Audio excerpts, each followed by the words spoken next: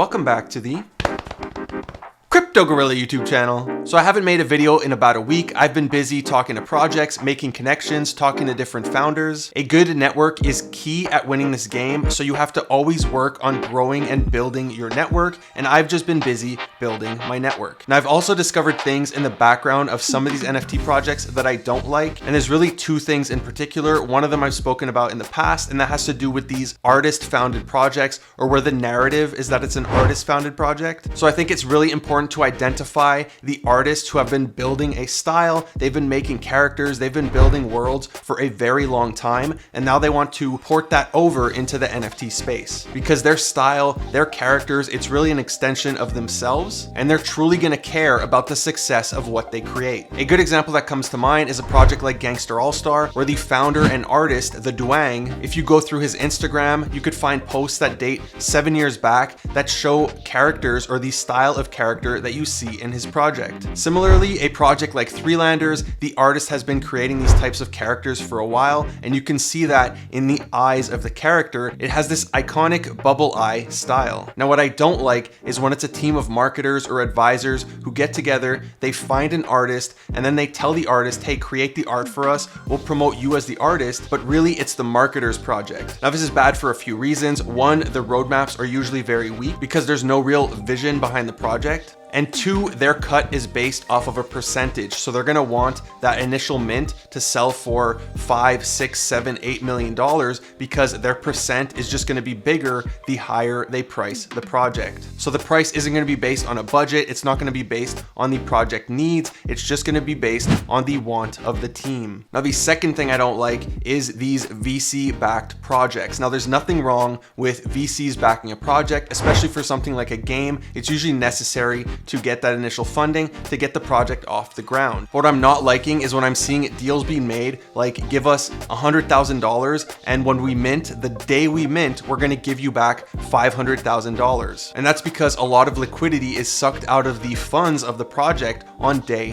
one. And that's not counting developers, that's not counting artists, and that's not counting how much the team is gonna pay themselves. And what usually ends up happening is these projects have to price way higher just to make up for the funds that the VCs are gonna take away. So now that I'm done my little rant, let's talk about some upcoming projects as well as my sentiment on the month of April. As usual, I'm not a financial advisor. Everything I say in this video is just my opinion, and you should always do your own research before buying or selling anything. So the first project I want to talk to you about today is called Lo-Fi Originals. Now, I do know a few people who are helping out with moderation. They're helping out with the community. So I was able to talk to the team pretty early on. We spoke about the project, we spoke about their goals, and what I respect is they actually took the conversation we had and they went to use it to improve their project. I think a good characteristic that founders need to have is being able to take feedback, whether they agree with it or not, bring it back to their team, have a discussion, and see how they can use it to improve their project. Now, I don't know how deep I can get into what they plan on doing because they have not released their roadmap. And as you can see here, it says roadmap is right around the corner. So I don't want to front run them and talk about what they're doing before they have a chance to explain it to you themselves. What I can tell you is the vibe they are going for is this lo-fi vibe, obviously due to the name. However, over the internet, the whole lo-fi community, I think it hits home with a lot of people, and the same applies in the NFT community. Now, if you check out their website, it's currently just this beautiful piece of artwork, and at the bottom here you could play a few tracks. I actually listened to this the entire time that I was writing the script for this video. It took me about 3 playthroughs to realize it's just the same 5 songs on repeat, but it's lo-fi music, so I enjoyed it and I didn't even notice until, again, after 3 tries. As for the art, they do have a different spin on the walking meta. In my opinion, the walking pictures, while they're great art, they do not make good PFPs at all, and the reason for that is they show the entire body. Here what they're doing is they're only showing from the shoulders up, so it makes a better PFP, and as you can see, you can clearly tell that the person is walking. And at the same time, they do have a very unique art style that people seem to be drawn to. Another thing about these pieces is they're all gonna have lo-fi music playing in the background. As for their Twitter, they are getting a good amount of engagement. Here, if you look at their post, they're almost hitting 9,000 retweets, and that's gonna be roughly 20% of their entire following. As for the Discord, they have around 13,000 members. There's almost 50% that are active at a time. I think they have 4 different verifications when you get to the Discord, so they're really trying hard to keep the bots out. And they have around 800 server boosters, so those are great numbers. Another thing I want to mention about the Discord is there are a lot of people hanging out in voice chats.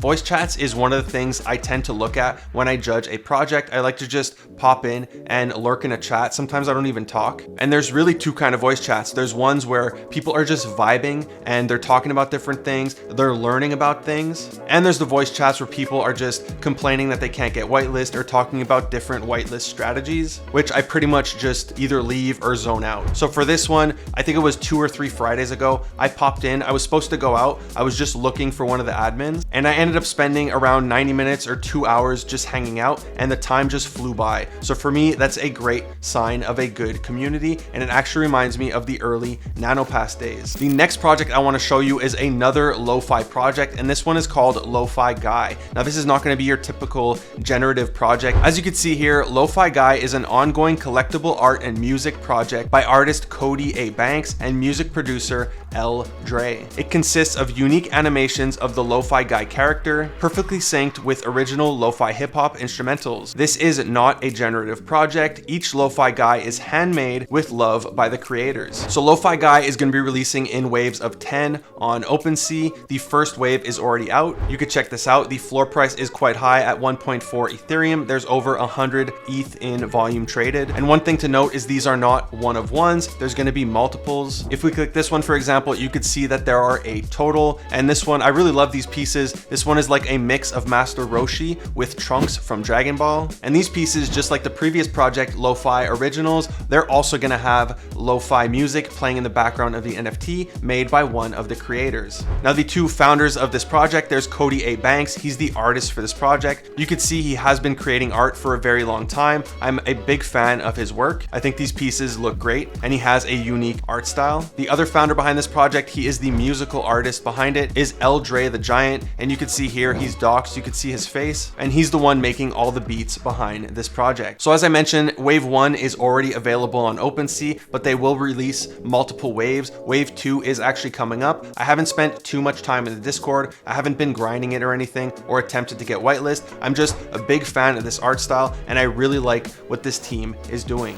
The next project on our list is called Lonely Pop. Now, I don't have too much information on this one. It's by Bush Robbins. You can see he's rocking a 3-landers. We're gonna get to that later. If we hop on over to his foundation collection, you can see some of his pieces. They've sold for a good amount of ETH here, 2.44, 1.25, 2 ETH. I really like how they look. Not all of them fit the current style of the project. You can see some of them are just a completely different style. However, here, these 2 pieces, he starts to, I guess, break into the style of the upcoming collection. I'm a big fan of some of them. I really love this piece. I don't know why. It just connects with me, and I really like that. When I look at art and I really vibe with it, that's when I know I like at least something that the artist is doing, so it gives me a lot more faith in the upcoming collection. If we hop back to the Lonely Pop Twitter page, you could see it's also by OX Studio, and if we hop on their website and scroll down, you could see that they helped launch the 3-landers collection. Other than that, I don't know too much about this collection. I'm really liking the art style. There are a ton of colors. There's a ton of different assets. I'm not that big of a fan of this text bubble that pops out of the mouth, but if you look at the banner, a lot of them seem to have it. So I do imagine it's going to be one of the signature traits from this collection. But I'm really liking the outfits. I'm liking how many things are part of them. You can see there's a ton of characters. There's a ton of pins. There's a ton of things that have to do with NFTs or crypto. Here you have the bullish graph. So I don't really like when collections are too busy, when there's too much going on, but I do like these pieces, especially if they're up against a blank background. I do think that really helps the NFTs pop. Next on our list, we got this project, Humankind. It's by Pablo Stanley, and he is the founder of Robotos. Now, this is very different from any collection we've seen.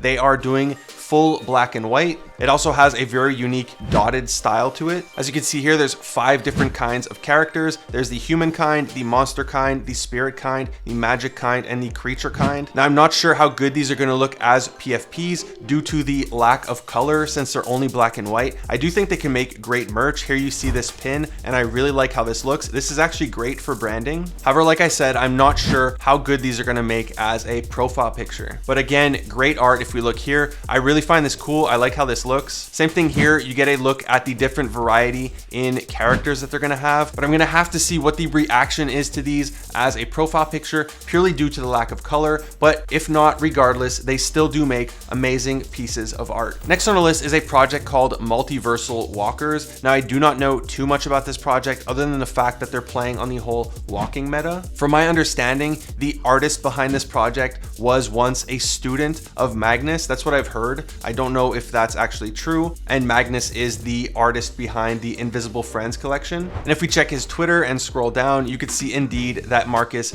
is following him on Twitter. Now, if we check his dribble, you could see he has a few pieces. I love this Morty one. I love this Rick one. He has this Bugs Bunny piece. So I am interested to see what he's going to be doing with this collection. Now, other than that, there's a few that I've found or that my mods or my community have found. However, there's really no information to go on. So I'm just going to throw a bit of them at you. However, remember, I know nothing about these projects. So keep that in mind when looking at them. Don't just automatically assume if Gorilla spoke about it, it's good. And that goes for every single project I talk about, but especially for these ones, since I don't know who the founders are. I don't know who the team is behind these projects. I have no idea if the art is stolen or not. So always do your own research. So the first one is called The Magus, and I'm just liking the characters that I'm seeing. The skull and the colors remind me of something like Tasty Bones. However, the line style, if you look here at the edges of this 5, you can see it's kind of this broken up line, and that was something we saw in the Starcatchers collection. So I'm not sure if these are going to be individual avatars. However, I'm really liking the art that they're releasing. Here they have a piece with a doodle. Even for the number of followers that they're gaining, they're making unique pieces. And so far, I'm really liking it, and the artist is very talented and creative. Next, we have this Dad's Project by Rami Draws. Again, I know absolutely nothing about it. I'm just looking at it, and it looks like the dad version of the Shamans project. So I'm thinking purely based on the art style, this might be something that people vibe with, and at the very least, maybe it'll make a good flip. And as we see more in the development of this project, we'll be able to tell if perhaps this is a good long-term project. Finally, the last one on our list, at least for the short projects, is going to be BF Party. This is the only one in the list that isn't, I guess, an art project. From my understanding, this is by one of the developers from NanoPass. Don't quote me on that. This is just what I've heard. So it's not from the NanoPass team. A few people have sent it to me saying it's by the NanoPass team. Obviously here, play to earn game coming to a Nanoverse near you. However, from my understanding, it's not directly from the NanoPass team. And the only thing I know about it, other than seeing the trailer and looking at some of the art in this picture, is that it's going to be an on-chain game. So due to the potential affiliation with NanoPass or the Nanoverse, they've grown quite quickly. Their first post was made on March 17th, despite the account being created in January, and they've already reached 15,000 followers. So again, I have no idea what the connection is for this project. I'm just putting it on your radar. Finally, if you stuck around this long, let's just talk a little bit about the market. So a lot of projects lately have been completely flopping. I've seen a lot of these large collections with super high mint prices. I have no idea why teams are doing this. It's like they're not reading the market. They don't understand the current conditions we're in. And even when I talk to them, they keep comparing themselves to other projects or saying, look, this really dumb project did this, therefore we should be able to do this. But they don't understand, or they just don't want to understand, that the conditions are different and people just don't care. They don't care that you need $4 million to do whatever it is you want to do. All most people care about is this going to be a profitable project for me, the buyer? That's it. They don't care about your vision. They don't care about what you want to do. If you have a good community and you have a good project and good vision, great. That's a great start. But at the end of the day, if your project is not going to mint out, if it's going to be too expensive, if it's not going to be flippable, or if they're essentially going to be losing money by buying your project, people are not going to buy. So it's better to have a lower mint price, especially if you have a high supply, and sell out, than to not sell out or have your mint stall. If your mint doesn't sell out or stalls, it is most likely dead in the water. Now, April is just around the corner. I have no idea which way we're gonna go. A few bullish things that can happen. One, there's rumors or talks about a MetaMask airdrop happening potentially in April. So I definitely think if we get that, that is gonna add a lot of liquidity to the market. market. Lately, with these high mint prices, with all these rugs we've had, we've seen a ton of liquidity sucked out of the market, and newcomers are scared to get in and buy. So if we do get this free money from MetaMask, there's going to be a ton of money for us to go pump into NFTs. The other thing that's happening is Bored Ape Yacht Club is having their land sale. Now, I've heard both sides of the argument. Some people do think, once again, this is going to suck out a bunch of liquidity from the market. However, on the other side, I do think this is a bullish narrative for NFTs, as a ton of people who have never purchased an NFT in their life have actually recently contacted me asking me, hey, is this a good project? Should I be buying it? How do I buy it? And what are the steps I need to take in order to get whitelisted? So to me, that's a good sign, because there might be a bunch of new money coming into the market, which is what we need for that really high volume. Other than upcoming projects, I have been keeping an eye on a few blue chips. Kaiju Kings has been pumping. Clonex, I really missed out on that one. I did not purchase another one, and it pumped to 14 Ethereum. And of course, Azuki has been going crazy. It went above 17 Ethereum. I think it hit 17.45 Ethereum. Now this, in my opinion, is due to the speculation or the rumors, or maybe there's even an info leak of them having a partnership with a very big clothing company. On the founder's Instagram, he did post pictures of Gucci, Supreme, and he had a fake Adidas picture where the D's were actually B's, Abibas. So a lot of people are expecting them to announce a very big partnership at their event on March 30th. So I'm expecting this price to keep going up. There is quite a wall around 18 and 19 Ethereum. However, if they do have a great announcement, it could pump more. If the announcement isn't that good, obviously I do think the price is going to go down. I'm just very curious to see, let's say, even if it is a great announcement, even if it is Adidas or Nike or one of these big companies, is it already priced in? And is this going to be a case of buy the rumor, sell the news? So I'm going to be keeping a close eye on Azuki. I regret not buying more. It was around 8 Ethereum. It sucks, but that's what happens. One thing I have learned throughout all this is when you have very strong conviction about a project, you just have to go in heavy. Again, not financial advice. That's just my opinion and what I should be doing in my current situation. Now, the other thing I'm interested to find out about Azuki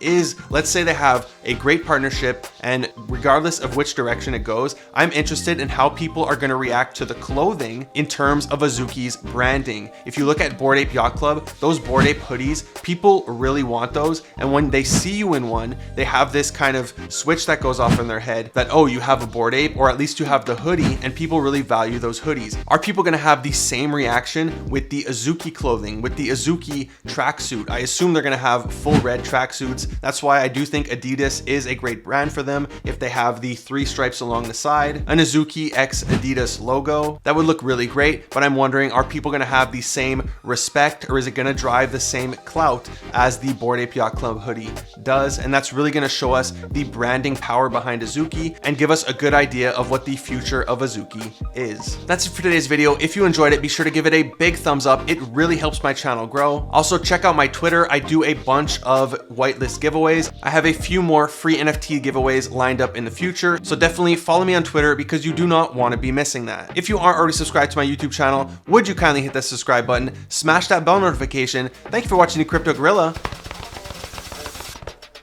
Peace.